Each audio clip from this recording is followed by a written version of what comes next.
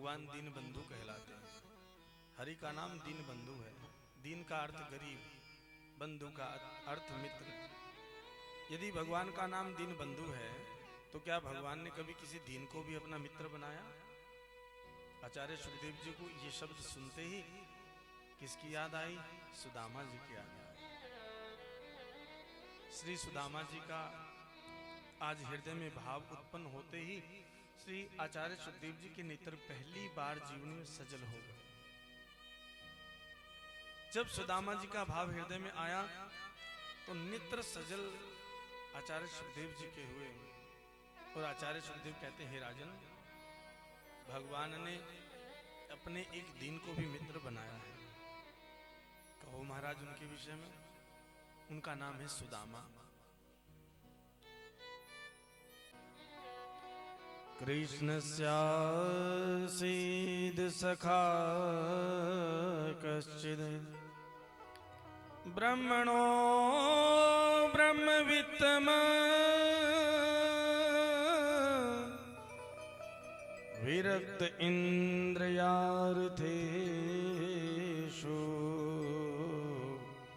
प्रशांतात्मा जितेन्द्रियः। भगवान के बचपन के सखा हैं, बाल सखा। नाम है श्री कृष्ण। ध्यान केवल सुदामा जी की कथा में रखें। और आप दोनों तो विशेष हैं। आज आपकी परीक्षा है क्योंकि आप 7 दिन से परीक्षित बनकर के बैठे हो। विष्णुना राता रक्षिता इति परीक्षित। परीक्षित बनना साधारण नहीं है। कोटि जन्मों के भाग्य लगते हैं परीक्षित बनने के लिए, एक जन्म के नहीं। कोटि अर्थ करोड़ों जन्मों के भाग्य है। भागवत कथा पैसे का विषय नहीं है, धन का विषय नहीं है कि आपके पास धन है तो आप कथा करा रहे हैं। उसके साथ साथ आपके पास भाग्य भी होना चाहिए। आपके कुल के कोई उच्च कोटि के भाग्य रहे होंगे, आपके बुजुर्गों के कोई अच्छे सुंदर भाग्य रहे होंगे, जिसके कारण आज आपके इस कुल में, परिवार में ऐसी दिव्य गाथा श्रवण करने का सौभाग्य प्राप्त हुआ है। भगवान कृष्ण के बाल सखा सुदामा जी महाराज, जो बड़े दीन हैं, गरीबी में इतने निम्न हैं कि उन जैसा कोई दूसरा गरीब इस धरा पर होगा भी नहीं। लेकिन हे परीक्षित, पर ब्राह्मण ऐसे परिपक्व हैं जो ब्रह्म को जानने में सर्वोत्तम हैं, ब्रह्म को जाने हैं। विरक्त स्वभाव है, इंद्रियार्थेषु इंद्रियों पर कोई जोर नहीं है। प्रशांत आत्मा है, इंद्रियों को विजय किया है। आत्मा में, मन में किसी प्रकार का विकार नहीं, इच्छा नहीं, ईर्षा नहीं, द्वेष नहीं, अहंता नहीं, ममता नहीं। हरि भजन में सदा निमग्न रहते हैं। एक टूटी सी झोपड़ी है, सुशीला नाम की पत्नी, जिसके पास वस्त्रों में केवल एक ही साड़ी है, उसी में स्नान करती है। जब तक सूखती नहीं तो कुटिया से बाहर नहीं आ सकती। सुदामा जी के पास एक फटी धोती है, कई जगह से सिली है, और दूसरा वस्त्र भी नहीं है कोई। एक टूटी सी झोपड़ी है, वर्षा आ जाए तो उससे भी जल बहने लगता है, जल गिरने लगता है। और भोजन की बात करूं राजन, तो सुदामा जी के पास तो भरपेट भोजन करने के लिए भी व्यवस्था नहीं है।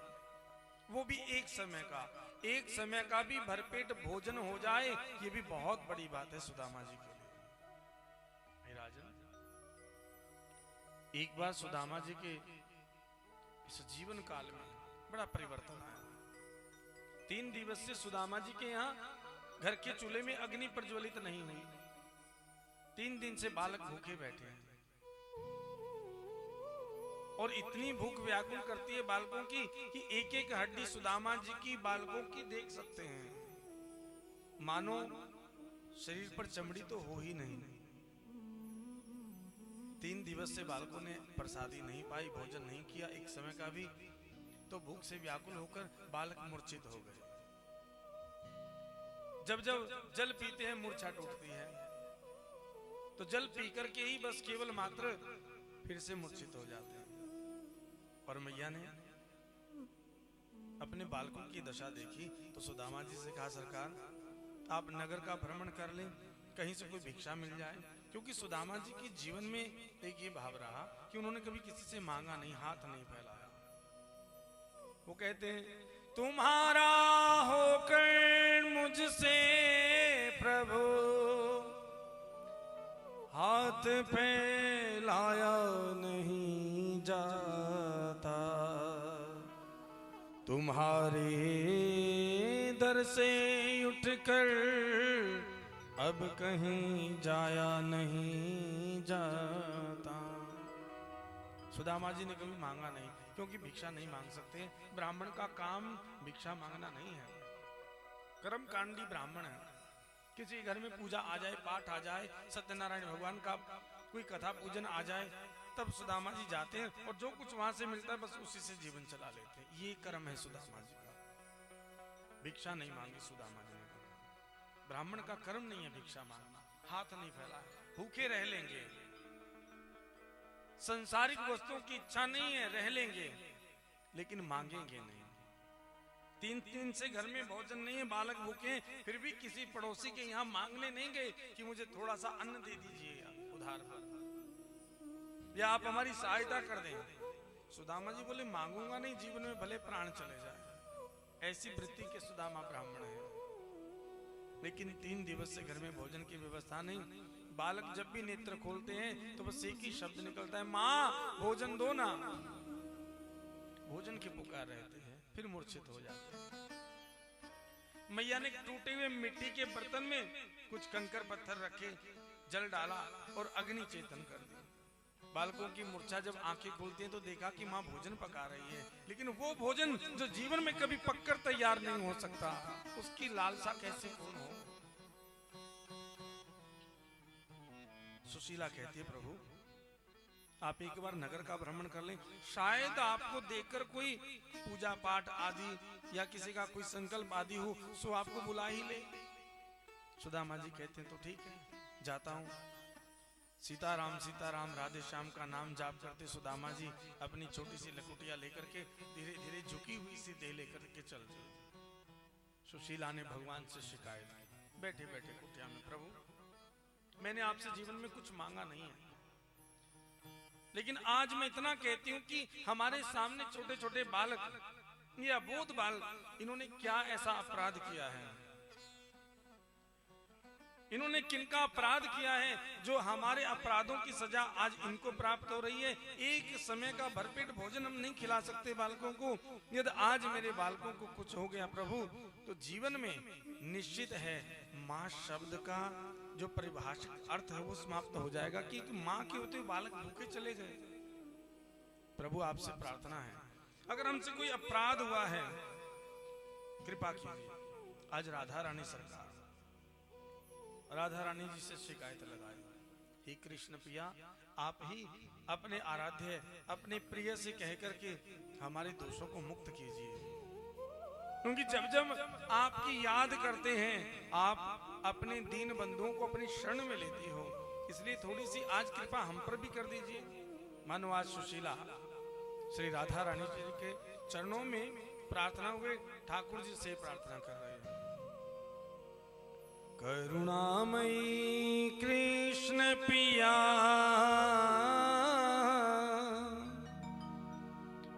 भव पार लगा देना, मैं जब याद करूं तुम्हारी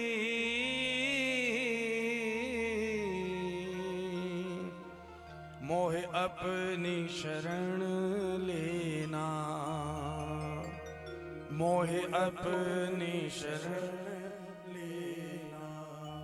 करुणामयी कृष्ण पिया भव पार लगा देना, करुणामयी कृष्ण पिया भव पार लगा देना, जब याद करूं तुम्हारी मुझे अपनी शरण लेना, जब याद करूं तुम्हारी मुझे अपनी शरण लेना।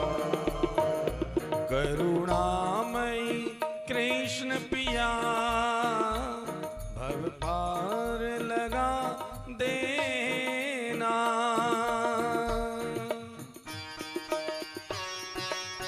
श्री हरि बोल।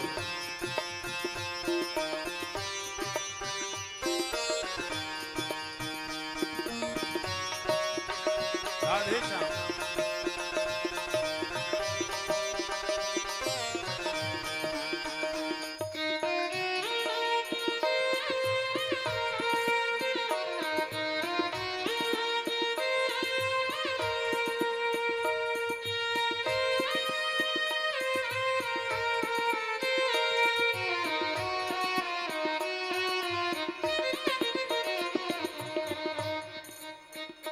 मैंने महल अटारी कभी नहीं मांगा, क्योंकि ये सब कुछ यहीं धरा रह जाता है, साथ कुछ नहीं जाता। जीवन का चिड़ियाघर जैसा बसेरा है, चिड़िया सा बसेरा है।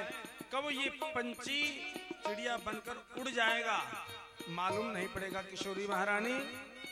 इसलिए मैं तो कहती हूँ ये महल तो महली है, कुछ साथ न जाना है।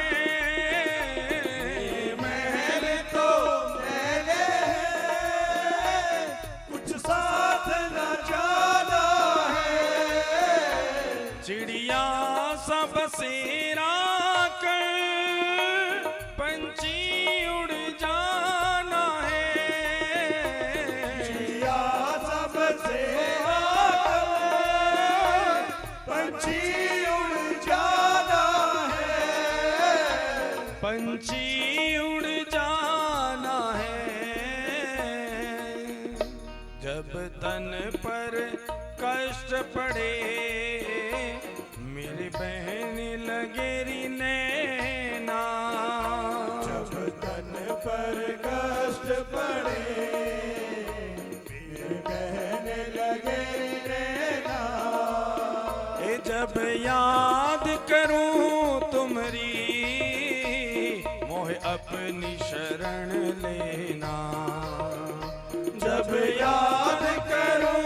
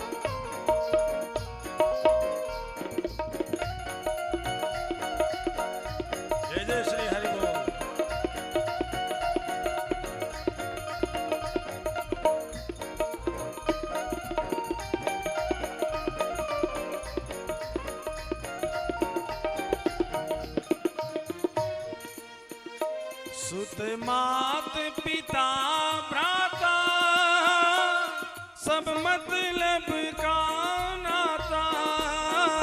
सुत मात पिता भ्राता सब मतलब का नाता।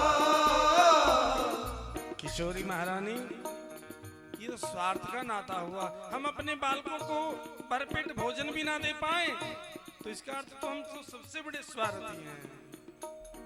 वो माता ही क्या, वो पिता ही क्या, जो अपने परिवार का दायित्व अच्छे से ना निभा सके। कौन से अपराध हैं हमारे जीवन के, बताइए। सुत मात पिता भ्राता सब मतलब का नाता। सुत मात पिता भ्राता सब मतलब का नाता। जब तन से प्राण निकले नर इकला ही जाता। जब तन से प्राण निकले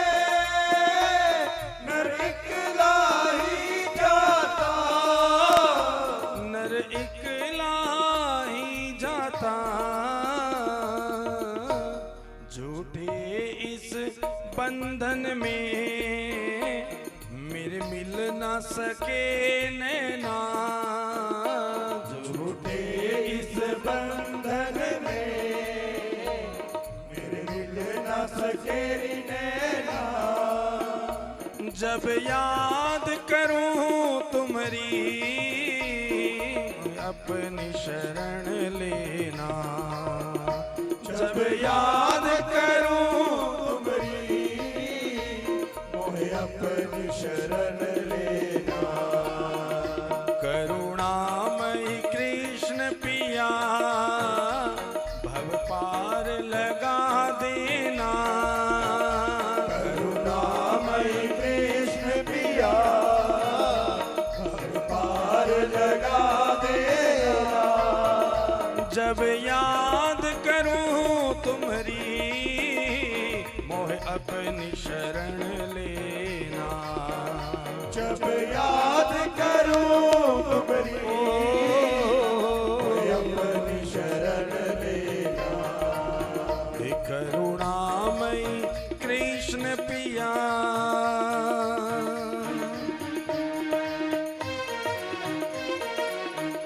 श्री हरि बोल। हे माधव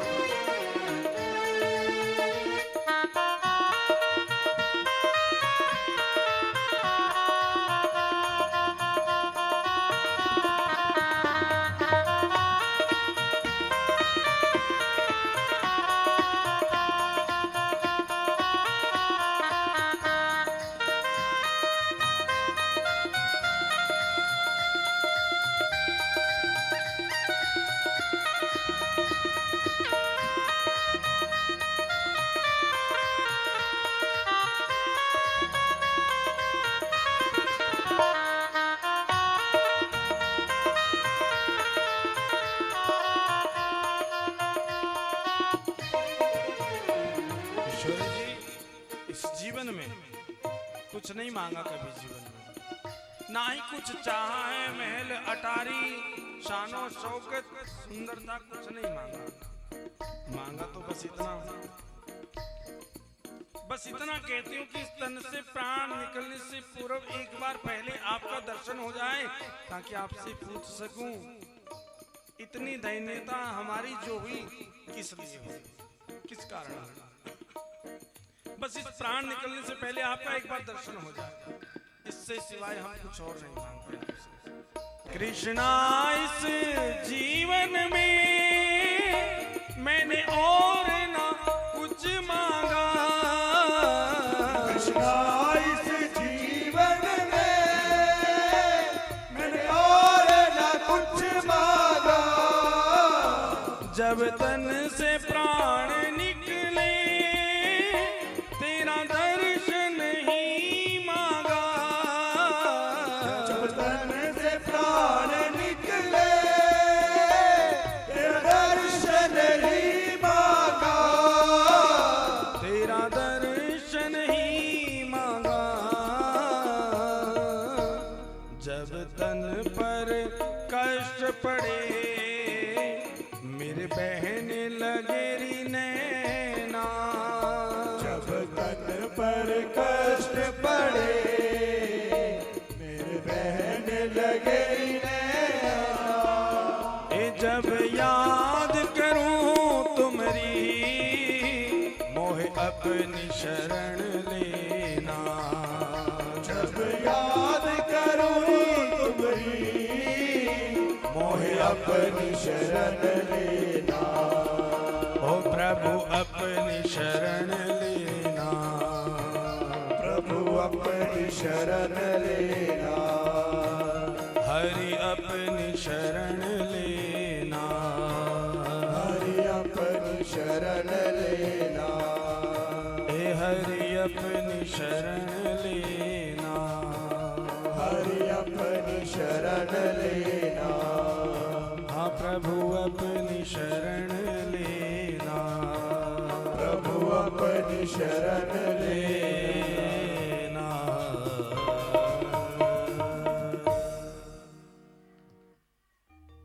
इतनी ही पुकार की कि बाहर भगवान एक साधु का वेश बना करके आज सुशीला की कुटिया के बाहर पहुंच गए अपनी याद दिलाने के लिए। आवाज लगाई भिक्षा की, सुशीला बाहर आई, कहो बाबा जी बेटी भिक्षा दो। प्रभु मैं भिक्षा नहीं दे सकती। कौन खड़े हैं बाहर? द्वारकाधीश भगवान श्री कृष्ण चंद्र ठाकुर जी खड़े हैं साधु के बीच में।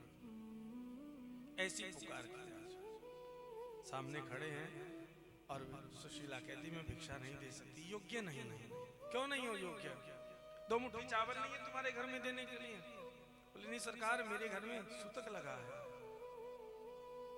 बेटा भयो है या बेटी भई है? सूतक तो कोई बालक हो जाता तब लगता है। बोले हाँ सरकार, बेटा है। क्या नाम है? बोले दारिद्र देव।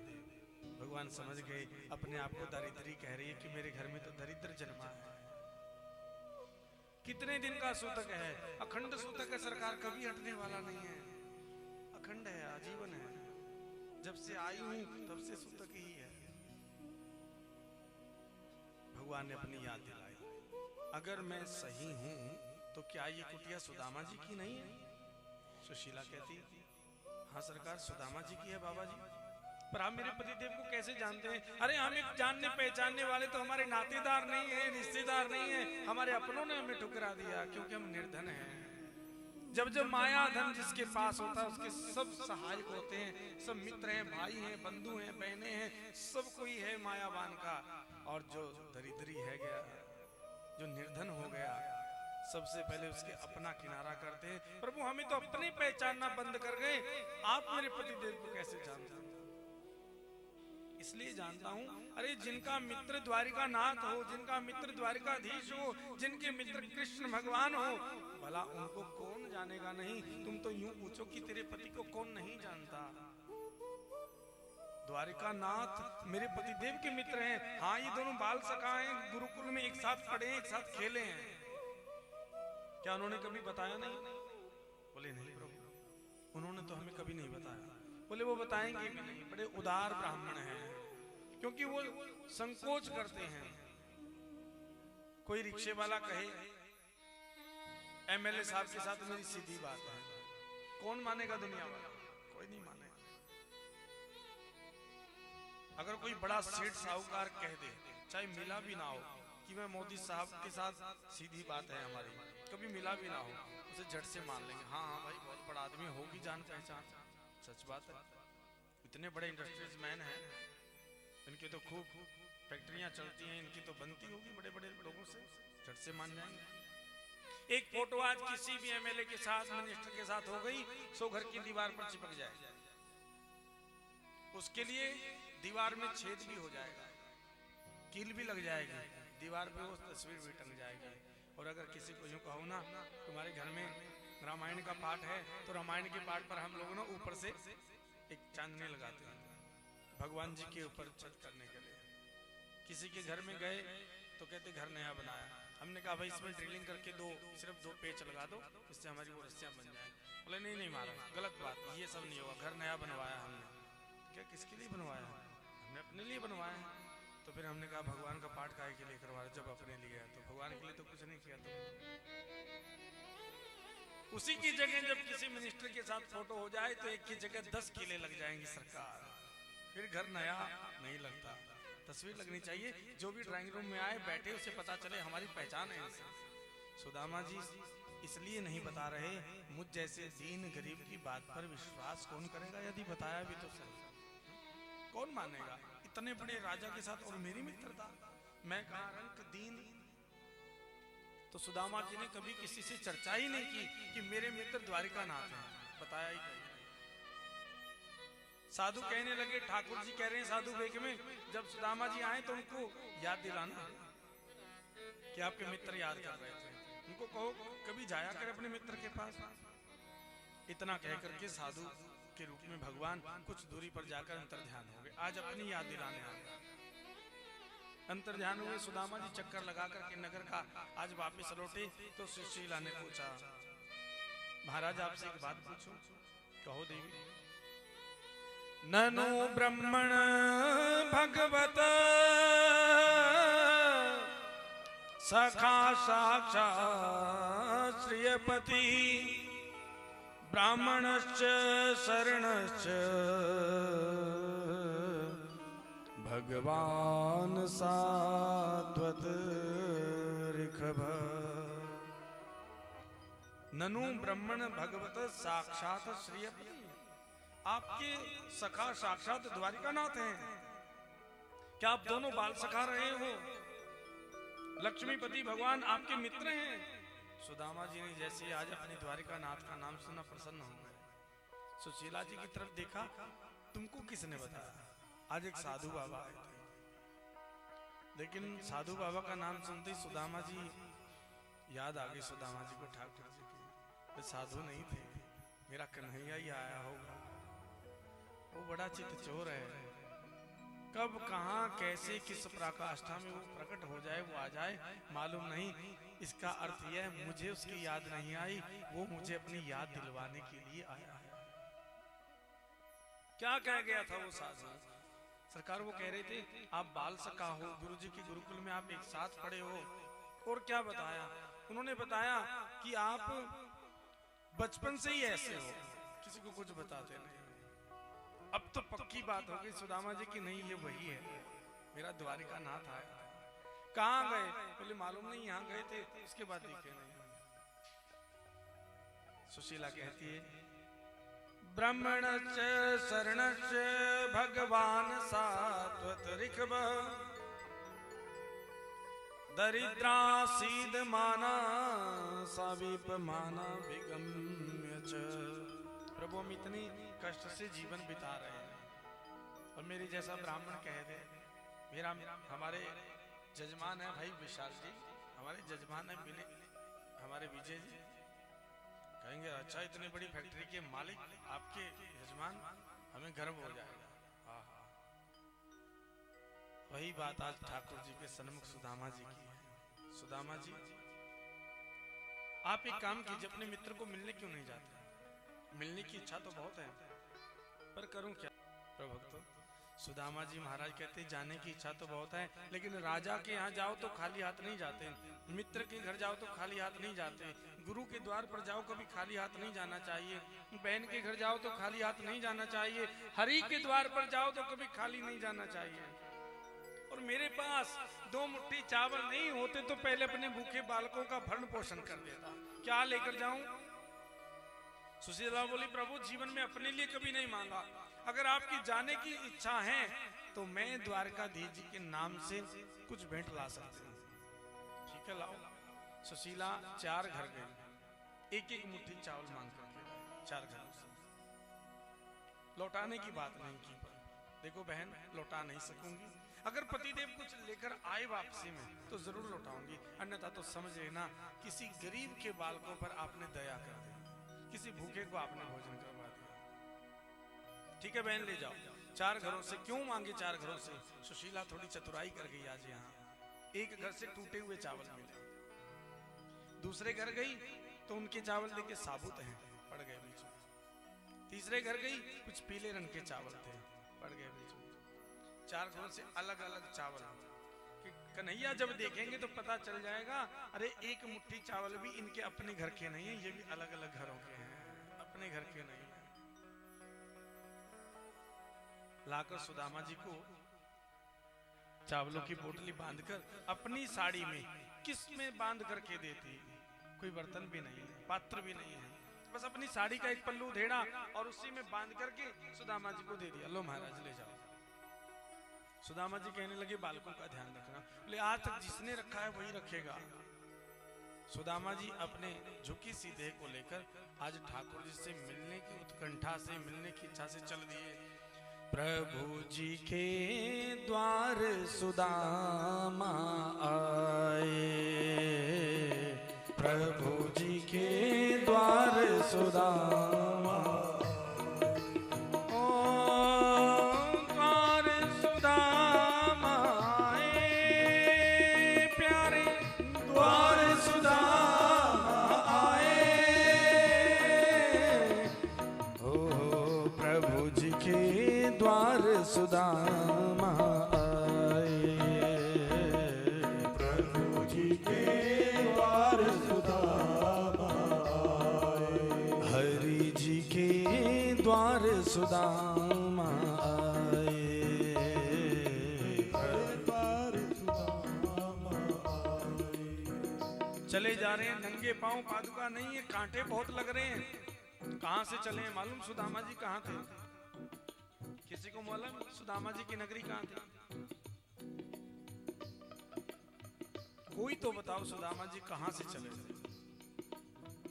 तुम्हारा कसूर नहीं है, क्योंकि कथाओं में ये बताया ही नहीं जाता।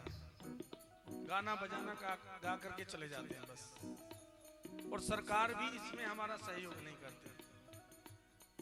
गांधी जी जैसे 3 बंदर लिए जो घूमते थे, उस गांधी जी के नाम से, जन्म स्थान के नाम से तो उस स्थान का नाम विख्यात हो गया, सुदामा जी का नाम विख्यात नहीं कर सकते। पोरबंदर, जिसे गांधी जी की जन्मस्थली कही जाती है, अब समझ गए सब, वहीं के सुदामा जी थे। और वहां से चलकर सुदामा जी कहां? भेंट द्वारिका जा रहे हैं। लंबा रास्ता है, लगभग होगा कोई 150 किलोमीटर के आसपास। नंगे पांव जाना था, रास्ता कच्चा था, उबलती हुई रेत से जाना था। उबलती हुई रेत क्यों? समुद्र के किनारे किनारे है। सोमनाथ जी से लेकर द्वारकाधीश गुजरात, सोमनाथ जी से गुजरात का जो ये रास्ता है, ये सारा समुद्र के किनारे किनारे चलता है साथ साथ। हमने जब द्वारकाधीश जी में कथा की थी, तब हमें भी ये स्थान का दर्शन करने का सुलभ हुआ भाग्य। खन्ना से पधारे हैं हमारे आदरणीय तरसेम शर्मा जी, बसी पठाना से पधारी हैं भगवत रसिका श्रीमती रानी देवी जी, और जो हमारा परिवार पटियाला से सुरेंद्र सिंह जी आदि, ये सब भी वहां द्वारकाधीश में हमारे संग थे। तब देखा सुदामा जी का वो स्थान था। तो वहां से नंगे पांव चल करके सुदामा जी आ रहे, कांटे चुभ रहे हैं, पीड़ा हो रही है, गर्मी का समय है, उबलती हुई रेत भी पांव को कष्ट दे रही है, लेकिन सुदामा जी केवल प्रभु नाम सुमिरन करते आगे बढ़ते चले जा रहे हैं। एक उपवन आया, उपवन में संत लोग भगवान का गुणगान कर रहे थे। वहीं पर विश्राम करने की इच्छा से सुदामा जी समुद्र किनारे उपवन में ठहरे, और सुदामा जी को नींद आ गई। भगवान ने सोचा कि अच्छा हुआ सुदामा जी सो गए, बेचारे कहाँ इतनी दूर चल करके आ गए, न जाने दो रातें लग जाएंगी वापस में आते आते इनको। भगवान ने अपनी देवी योग माया से सुदामा जी को अपनी योग माया के द्वारा सीधा भेंट द्वारिका के किनारे पर समुद्र तट पर पहुंचा दिया। उपवन में ही एक सुंदर से बगीचे में सुदामा जी की अब नींद खुली, थकावट थोड़ी हटी। अब सुदामा जी उठ करके वहां के बैठे हुए अन्य भक्तों से पूछने लगे, भैया ये स्थान कौन सा है? तो उन्होंने उत्तर दिया, सरकार ये भेंट द्वारिका नगरी का किनारा है। सुदामा जी प्रसन्न हो गए, अच्छा मेरा रास्ता पूरा हो गया, अब मैं कन्हैया से मिल पाऊंगा। नाव आ रही है, जा रही है, सुदामा जी बैठ नहीं रहे। क्यों नहीं बैठते? क्योंकि सुदामा जी के पास नाव का खर्च देने के लिए नहीं है, इसलिए नहीं बैठ रहे। अब भगवान देख रहे हैं कि सुदामा जी संकोच कर रहे हैं, भगवान केवट का रूप बना करके आ गया। मल्लाह बन करके ठाकुर जी खुद सुदामा जी को लेने के लिए आ गए। आओ पंडित जी महाराज, कहां से आए हो? वे सरकार अपने पोरबंदर से आए। तो कहां जाना है आपको? बोले द्वारकाधीश के दर्शनों के लिए जाना। तो ये जो नाव आ रही है, जा रही है, द्वारकाधीश ही तो जा रही है, भेंट द्वारिका जा रही है, आप बैठो इसमें। बोले मेरे पास देने के लिए खर्च नहीं है, मैं कुछ दे नहीं पाऊंगा। भगवान ने कहा, देखो मिलना किससे है द्वारिका में ये बताओ। बोले द्वारकाधीश जी से मिलना। तो द्वारकाधीश जी के लिए कोई पैसा नहीं लगता, आप बैठ जाइए, फ्री सेवा है। सुदामा जी बैठ गए, बीच में ले गए भगवान नाव को, बीच में ले जाकर के ठाकुर जी ने नाव ठहरा दी। बोले लाओ पंडित जी महाराज, आप लोग जजमानों के घर बड़ी पूजा पाठ करते हो, दिखाते ऐसे कि आपके पास कुछ है नहीं, लाओ निकालो पैसा, जल्दी से निकालिए। सुदामा जी बोले मेरे पास कुछ नहीं है सच में। सुदामा जी से भगवान क्या लेना चाहते हैं असल में? धन कहाँ लेंगे मित्र से वो? बोले कुछ तो होगा तुम्हारे पास। सुदामा जी बोले कुछ नहीं है मुझ दीन के पास, दीनता के सिवा। अरे नहीं, सबके पास धन होता है लेकिन देता तो कोई नहीं है, सब सोते फ्री में यात्रा हो जाए। ट्रेन में बैठ जाते हैं बिना टिकट लिए, टीटी आ गया तो यहाँ वहां हो गए, फ्री में यात्रा हो जाए तो अच्छी बात है, पकड़ा जाए तो जुर्माना लगेगा। अब मैं तुम्हारी तलाशी लूंगा तो फिर जितना होगा मैं सब छीन लूंगा। सुदामा जी बोले भले ले ले, मेरे पास तो कछु ना है, मैंने पहले कही थी भैया लेके जाना सो लेके जाओ, नहीं मेरे पास देने के लिए खर्च नहीं। भगवान बोले फिर परेशान कर रहे हैं ठाकुर जी। अब भगवान ने जोर जबरदस्ती करे, अरे कुछ तो होगा बाबा जी तुम्हारे पास। सुदामा जी परेशान हो गए, हाँ मेरे पास मेरी दरिद्रता है, क्या तुम ले सकते हो उसको बदले में? सुदामा जी से कहते हैं भगवान वही दे दो, वही लेना चाहता हूँ। हाँ भेंट। भगवान की मित्रता देखिए क्या गजब की है। बीच मझधार में नाव रोककर सुदामा जी की दरिद्रता का हरण आज कर लिया। सुदामा जी को कोई खबर नहीं है कौन मांग रहा है कौन ले रहा है, और वहां आदेश दिया है जाओ। अन्नपूर्णा को बिठा दिया, आज अन्नपूर्णा। मां लक्ष्मी को आदेश दिया कुबेर जी को भेज दो, भंडारे भरपूर कर दे। विश्वकर्मा जी को कहा मेरी सुंदर जो द्वारिका नगरी है उससे भी सुंदर सुदामा नगरी बननी चाहिए। भंडार भरपूर हो गए, सुदामा जी को खबर कोई नहीं, पता नहीं लगने दिया क्षण भर का भी। अब सुदामा जी को ले जाकर किनारे पर छोड़ दिया। अच्छा बाबा जी द्वारकाधीश जी का पता जानते हो? बोले पहली बार आया हूँ। तो यहाँ से उत्तर दिशा पर जाना, उत्तर दिशा में आगे 10 कदम चलोगे तो सामने द्वारकाधीश जी का ठिकाना आपको दिख जाएगा। प्रभु जी के द्वार सुदामा आए, प्रभु जी के द्वार सुदामा आए। ओ द्वार सुदामा आए, प्यारे द्वार सुदामा आए, प्यारे द्वार सुदामा आए, प्यारे द्वार सुदामा आए।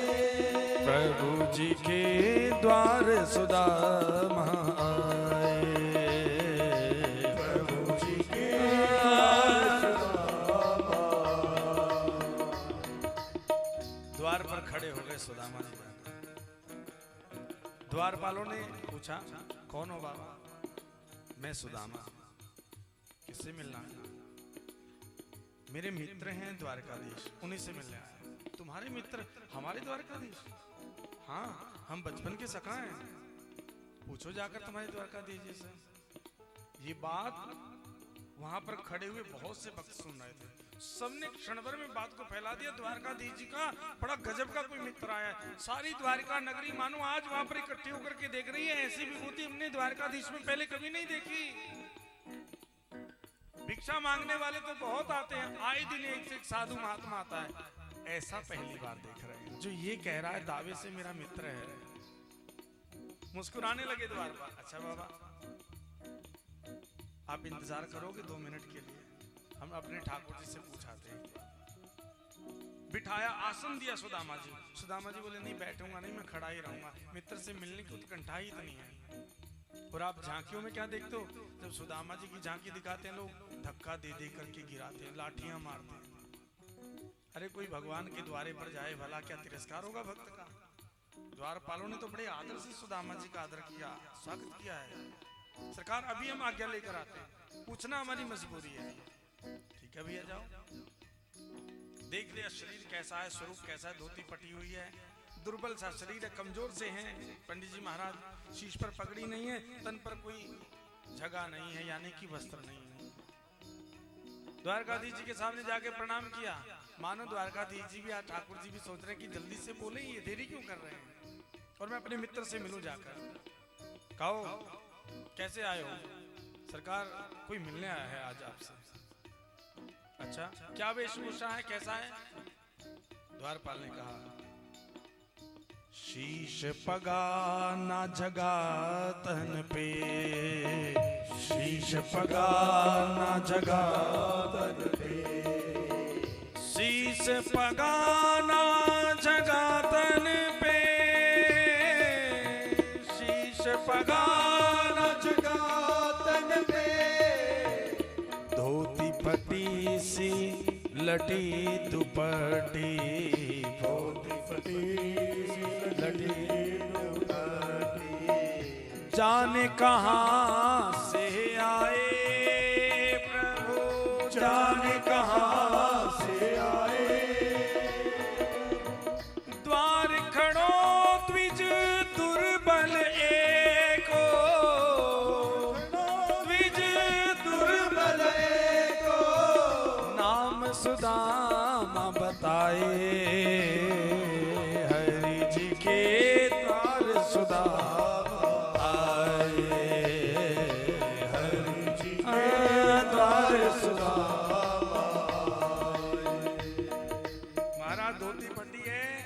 कहां से आया है, शीश पर पगड़ी नहीं है, तन पर कोई जामा नहीं है, दुर्बल है। बोले नाम क्या बताया? बोले सुदामा। जैसे ही अब नाम सुदामा सुना, मेरे ठाकुर जी महाराज सब बंधन तोड़ के झट से अपने सिंहासन से खड़े हुए। और उसी समय रानियां पंखा जल रही थी, रुक्मिणी महारानी खड़ी है, और क्षण भर में भगवान सब बंधन तोड़ करके दौड़े। किस प्रकार भगवान आज अपनी दशा दिखाते हैं। सुन नाम सुदामा अचानक ही प्रभु स्वर्ण सिंहासन छोड़ के आए। सोने का सिंहासन त्याग दिया आज अपने मित्र के लिए। पग से पट को दूर कियो, उलझे मणिमाल को तोड़ के आए। रानियां देख रही हैं आज हमारे सरकार को क्या हुआ, हमारे द्वारकाधीश को हुआ क्या है। ऐसी कौन सी विभूति आई जिसके लिए ऐसे विवाहित हो गए सरकार। आज बावरे हैं, भगवान ऐसे जाता है कोई, ऐसे तो भगवान कभी नहीं गए। माला उलझने लगी तो तोड़कर फेंक दी, कंधे से पीतांबर खिसक गया, पांव से दूर कर दिया, उठाया नहीं। समय नहीं लगाऊंगा, इतनी दूर से चल कर के आया और मैं भीतर महल से बाहर नहीं जा सकता हूं, समय नहीं लगना चाहिए। सब विस्मित होकर देख रही महारानियों से मुख मोड़ के आए।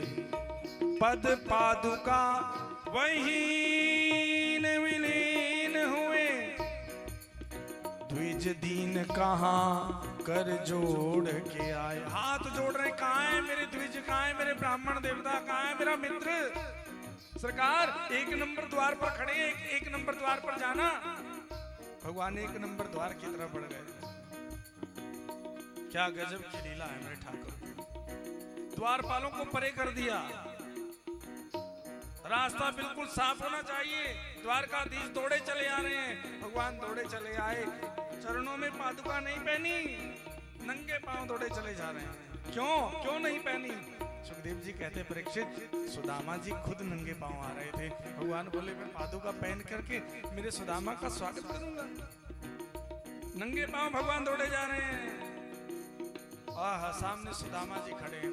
जाकर मित्र मित्र सुदामा कहकर के आलिंगन कर लिया द्वारकाधीश ने। सुदामा जी को अपने पांव में लिपटा लिया है और रुदन करके रो रो करके सुदामा जी से शिकायत क्या कर रहे हैं। ऐसे बेहाल विवाहन से भय, कंटक जाल गड़े पग जो थे, हाय महादुख पायो सखा, तुम आए इतना किते दिन खोए। पहले क्यों नहीं आए? कहां समय तुमने व्यर्थ गवा दिया। देख सुदामा की दीन दशा, देख सुदामा की दीन दशा, करुणा करके करुणा निधि रोए। प्रभु रुदन कर रहे हैं। मित्र को भीतर ले गए, अपने आसन पर बिठाया, स्वर्ण सिंहासन पर बिठाया। अभी सिर्फ खाली पात्र चरणों के नीचे लगाया और दूसरे पानी के जल पात्र को छुआ नहीं ठाकुर जी ने। पानी परात को हाथ छुओ नहीं, नैनन के जल से पग धोए। प्रभु जी के द्वार सुदामा आए, प्रभु जी के द्वार सुदामा, हरि जी के द्वार सुदामा आए, प्रभु जी के द्वार सुदामा।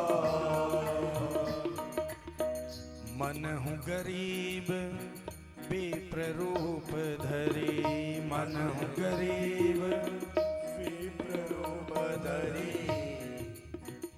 बहुत दीन है। सारी द्वारिका नगरी दिख रही है दृश्य। दीन दशा दर्शाए,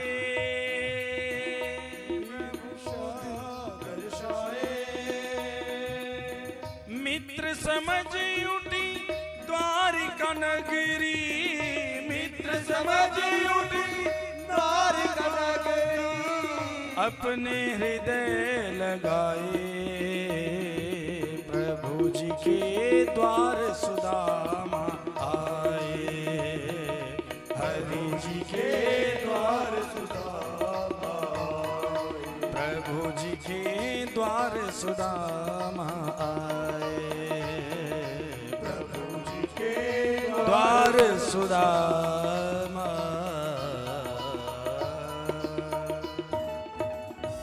भगवान श्री जी ने सर्व समर्पित कर दिया अपना, तीन लोग की संपदा दे डाली। अब दोनों मित्रों में अपनी वार्ता होने लगी। कहो सुदामा जी, आप तो बचपन से ही बाबा वैरागियों की बात करते थे, संत साधु बनने की बात करते थे, आपने शादी वादी की, विवाह किया या नहीं? सुदामा जी बोले हाँ हाँ कन्हैया, विवाह तो क्यों है। अरे जैसो ही तेरी भाभी को नाम वैसो ही स्वभाव भी है, नाम है सुशीला, बड़े सुशील स्वभाव की है, तो घर में सब आनंद है आपके। सुदामा जी ने जरा भी भनक नहीं लगने दी ठाकुर जी को। बड़े हाँ खूब आनंद है, खूब चकाचक आनंद, जीवन चल रहा है बढ़िया। एक बार सुदामा जी ने ये नहीं कहा कि नहीं सुदामा थोड़ा सा हालत, आजकल देखो सब कुछ होते हुए भी कोई मित्र पूछ ले, कहो विजय जी कैसे हो, ठीक हो? विजय जी के हम तो सही है, तुम बताओ कैसे हो? और वो आगे से क्या गया, बस हाथ थोड़ा टाइट चल रहा है, काम कुछ मंदा है, ठीक नहीं है। सुदामा जी ने एक बार नहीं कहा, बोले गजब है रे कन्हैया, तेरी कृपा से खूब चकाचक पा रहे हैं, जीवन बढ़िया बढ़िया सुंदर आनंद से चल रहा है। ठाकुर जी मुस्कुराते हुए सोच रहे, जानू कैसा जीवन चल रहा है तुम्हारा, सब जानता हूं, लेकिन आप अपना स्वभाव नहीं छोड़ोगे सुदामा जी, अब भी सच नहीं बोलोगे। ठाकुर जी ने कहा हमें शादी में क्यों नहीं बुलाया आपने? सुदामा जी अब थोड़े से संकुचित हो गए।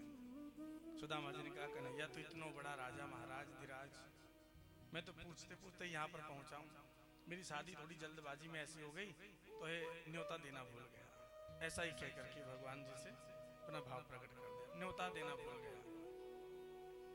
अच्छा कन्हैया तुम अपने बताओ, मैं तो सब कुछ पूछ ली, तुमने शादी की, विवाह किया, साथ में रुक्मिणी जी खड़ी थी, रुक्मिणी जी को बुलाया, बोले ब्राह्मण देवता का आशीर्वाद। रुक्मिणी जी ने चरण स्पर्श किए सुदामा जी के, और सुदामा जी से कहने लगे सरकार ये हमारी धर्म पत्नी जी हैं, अब आशीर्वाद, असौभाग्यवती आरोग्यवती पति प्रिया भव, आशीर्वाद। अब इतने में ही दूसरी जामावंती जी पधार गए। जामावंती जी ने चरण स्पर्श किए और सुदामा जी ने बोले सोचे कोई होंगे रिश्तेदार भाई, विजय जी के घर में इतने रिश्तेदार आए दिन स्वामी जी के पास मिलने आते हैं, इनके रिश्तेदार हैं बड़े। तो बोले ठीक है, ये कौन है? पूछ लिया, हम भी जैसे पूछ रहे थे विजय जी कौन है, ये बता देते अभी मंडी से हमारे समीप हैं, हमारे ये मित्र हैं, हमारे रिश्तेदार हैं। सुदामा जी ने पूछा ये कौन है, और ठाकुर जी ने क्या कहा, ये आपकी भाभी जी हैं। अच्छा दो शादी कर रखी कि नहीं तूने? भगवान बोले अभी तो शुरुआत है, देखते जाओ कितनी कर रखी है, गिनते रहना। अब तीसरी सत्यभामा का नंबर आया। सुदामा जी बोले या का परिचय भी दे दे कन्हैया, बोले अभी आपकी भाभी जी हैं। अब चौथी आई कालिंदी, कालिंदी ने आशीर्वाद लिया, चौथी, पांचवी, छठी, फिर भद्रा, लक्ष्मणा, नागनजीती, ये सब आशीर्वाद देते देते 8 पटरानियां वहां पर खड़ी हो गई। कन्हैया सच बता, मेरे संग परिहास तो नहीं कर रहा, मजाक तो नहीं चल रहा मेरा? बोले नहीं नहीं आपकी भाभी जी हैं। हे भगवान ऐसी कितनी शादियां कर रखी तुमने? बोले जरा वहां देखो, एक लाइन लगी हुई थी लंबी। सुदामा जी बोले बोले हम कौन सा प्रसाद बांट रहे हैं यहाँ पे, ये लाइन भंडारे की है क्या? बोले भंडारे की ना है, सब आशीर्वाद लेने वाली तुम्हारी भाभियां खड़ी हैं लाइन में। 16,000 पूरी 108 है। सुदामा जी देते रहो आशीर्वाद सबको। सुदामा जी बोले आशीर्वाद देते देते मेरा गला दुखने लगा है कन्हैया, मेरे से सब रानियों का आशीर्वाद तू ही ले ले, सबको बांटता रहियो बाद में। ठाकुर जी के सामने सुदामा जी ने कहा मेरे द्वारकाधीश जी की जितनी अर्धांगिनियां हैं उनको मैं हृदय से सदा सौभाग्यवती होने का आशीर्वाद देता हूं। प्रभक्तो ऐसी दिव्य लीला मेरे प्रभु की। सुदामा जी संकुचित हैं, अच्छा भोजन पानी करवाया, सुंदर वस्त्र पहनाए। जाने का जब समय आया तो सुदामा जी कहने लगे, कन्हैया अब मुझे आज्ञा दो, अब घर बार जाकर के संभालूं, बालकों को संभालूं। तो सुदामा जी से ठाकुर जी कहते, अगली बार आओ तो परिवार सहित आना, अकेले मत आना। बोले हाँ जरूर आऊंगा। सुदामा जी को उम्मीद नहीं थी कि हम दोबारा कभी आएंगे। तो सुदामा जी आज गए तो जाते जाते भगवान ने जो अपने राजशाही वस्त्र दिए थे वो उतरवा लिए, और वही सुदामा जी की फटी हुई जो धोती थी वही दे दी। लो सुदामा जी, ये हमारे किसी काम की नहीं है, आप तो धोती पहनते हो तो पहन करके जाओ। तो सुदामा जी ने एक बार भी मन में शंका ये नहीं पैदा की, अरे अच्छे भले वस्त्र दे दिए थे, मेरी तो धोती फटी थी, एक धोती नहीं दे सका कृष्ण कन्हैया हमें, ब्राह्मण को जाते जाते वस्त्र दान नहीं कर सका, वो भी उतरवा लिए। एक बार भी सुदामा जी ने नहीं सोचा, बल्कि प्रसन्न हो रहे हैं जाते जाते, वाह कन्हैया के क्या ठाट है मेरे लाला के, कितनी सेवा की, अपने सिंहासन पर बिठाया, रानियों से पंखा झुलवाया, मेरे पांव दबवाए, सबको आशीर्वाद दिलवाया, क्या ठाट है मेरे द्वारकाधीश के। फिर गुणगान करते जा रहे हैं। देखो भक्तों, ऐसा ब्राह्मण भी कोई बिरला ही होगा, आज ऐसा ब्राह्मण भी पाना मुश्किल है। संतोषी थे, लेकिन जब सुदामा जी अपने आज उस सुदामा नगरी में पहुंचे तो देखा सामने लिखा था सुदामा नगरी, स्वर्ण की सुदामा नगरी, भव्य नगरी। सुदामा जी देखकर परेशान हो गए, शायद कोई मेरे नाम जैसा कोई राजा आ गया होगा सुदामा नाम का, और उसने ये सब राज्य बना लिया अपना। सुशीला ने जब देखा कि सुदामा जी आ गए हैं तो सुशीला दौड़ी दौड़ी स्वर्ण की थाल में आरती सजा करके लाई और सुदामा जी की आरती उतारने लगी। सुदामा जी बोले, तुम कौन हो और मेरी आरती काहे के लिए उतार रही हो देवी? बोले, पतिदेव आपने मुझे नहीं पहचाना, अपने मित्र को मिलकर मुझे भूल गए। बोले, तुम कौन हो? बोले, मैं सुशीला सरकार। थोड़ा सा पल्लू खिसकाया और दिखाया, अरे सुशीला तूने दूसरी शादी कर ली क्या किसी और से? इतना धनवान हो गई तू? बोले, सरकार जन्म जन्मांतरों में नहीं हो सकता ये भाव, तो आपकी अर्धांगिनी हूँ, मैं ही सुशीला हूँ। देखो ये आपके बालक पहचान में नहीं आया, इतना भव्य स्वरूप हो गया है आज, हीरे ज्वारातों से सजी हुई है, सुंदर वस्त्रों से सजी है। सुदामा जी देख रहे हैं भव्य निर्माण, किसने किया? बोले, प्रभु आपके मित्र आए थे, कन्हैया आए थे, कन्हैया तो मेरे पास थे। बोले, नहीं वो तो यहाँ थे। आहा, एक रूप से सुदामा जी से मिल रहे हैं और दूसरे रूप से वहां खड़े होकर सुदामा जी के लिए सब भवन निर्माण कर दे। बोली द्वारिकाधीश की जय, कृष्णचंद्र भगवान की जय, दीनबंधु भगवान की जय। ठाकुर जी का शुक्रिया अदा किया, कन्हैया मुझे खबर नहीं लगने दी, पल भर की खबर नहीं लगने दी तूने, और सब कुछ ठाट बाट कर दिए। इसीलिए मुझे पुरानी धोती लौटा रहा था, कहीं मेरे मन में इन सुंदर वस्त्रों को देख करके कोई मन का भाव ना बदल जाए, बदलने नहीं दिया। तू चित्त चोर है, तूने आज भी मेरा चित्त चुरा लिया है। तू माखन चोर था, तू चित्त चोर भी है। तेरे जैसा मित्र ना भूतो ना भविष्यति, तेरे जैसा मित्र दुर्लभ होगा इस संसार में, ना किसी को मिला होगा और शायद ना कभी किसी को मिलेगा। पर कन्हैया जैसे मुझ जैसे दीन ब्राह्मण की तूने लाज रखी, मैं इतना कहूंगा संसार में कोई भी दीन ना रहे, जो तुझे पुकारे तो उसके पास दौड़ करके जाना। बोलो सच्चिदानंद भगवान की जय।